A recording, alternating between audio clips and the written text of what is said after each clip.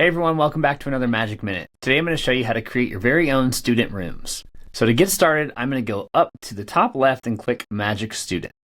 I'm going to go up to the top right corner and I'm going to click Create New Room. From here, I'm going to give my student room a name so I'll remember what it was for. So here I name this one Writing Feedback Room. I can choose the grade level. I can pick the max number of students I want to be able to access this room. And then I can set the default language. I'm going to click Next.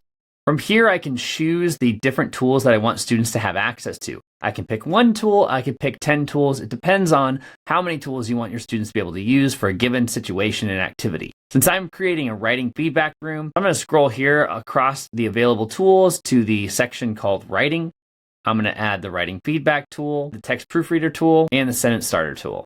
Click Next. Now I have the ability to customize each of these tools. So if I want to customize the writing feedback tool to be based on a rubric, I can do that. So I'm going to click Customize. Now here to save time, I'm going to use a template that I've already saved, which is for a STAR test. Use the paperclip to add a rubric for the AI to reference and gave it some specific instructions as to how to score the different writing pieces. You'll notice on the right side that this is what the students will see when they use the tool, but there's only one field here.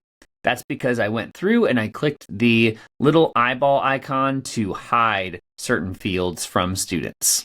Then I click Next. Now I can test out the tool here as a teacher before I send it off to students. So here I can add a student essay and I can see what type of feedback it might generate. Once I see that the tool is working as expected, then I can click Save. And now that tool is customized and ready to go. When I'm happy with all the tools, I'll then click Launch Room. And then I have different options as to how to give students access. For me, I prefer to give students access using the join URL. So I would click there, copy the URL, and then I would share that link with students. From there, the students simply log in by putting in their name. Then the students have access to the tools the teacher has provided. And that's all you have to do to set up your own student room. If you have any questions, make sure to drop them in the comments below and make sure you subscribe for more.